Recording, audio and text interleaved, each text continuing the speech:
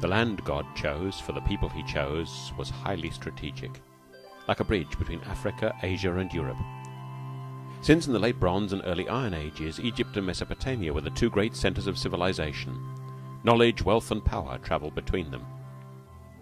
To get to Egypt from Mesopotamia, you would first head north and west to avoid the great Arabian desert, to Haran, or one of the cities on the northern Euphrates, and from there east to Aleppo, and south to Damascus through mountain passes,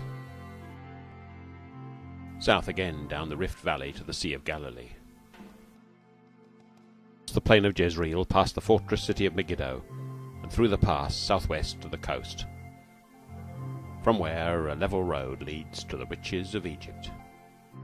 This small corner of the world that God chose was a highly strategic land bridge.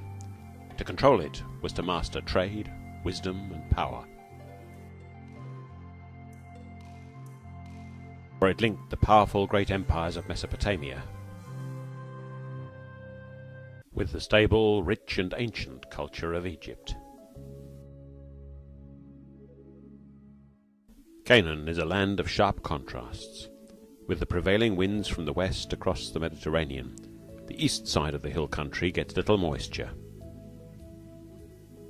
What rain does fall runs off fast, creating steep-sided wadis, a land of shepherds, not farmers. The hill country itself is also steep and rugged, though more fertile, with a mix of crops and herds. These hills run like a spine up the centre of the land, broken only by the arrow-shaped plain of Jezreel.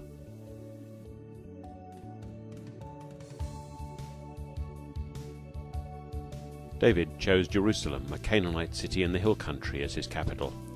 The city of David occupied a ridge above the Gihon spring, from which a later king, Hezekiah, cut a long tunnel through the rock to supply the city, a reminder of the importance of water in this dry land. So, in Bible times, Israel occupied mainly the rugged hill country, home of shepherds and kings.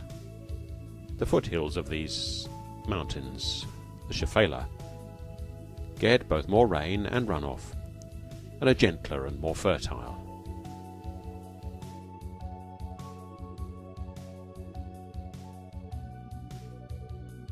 Trees and tree crops are grown on the hillsides, and grain and vegetables on the valley floors. But it's the plains at the base of the hills that are the most fertile territory today, as in Bible times. Like the plain of Jezreel, from Carmel inland to the Jordan Valley, south of the Sea of Galilee.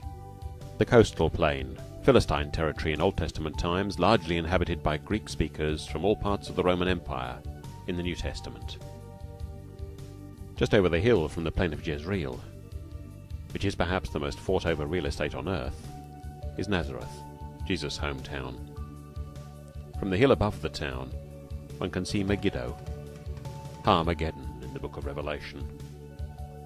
So the land of the Bible is not merely a land flowing with milk and honey, but a land of contrasts and a highly strategic location.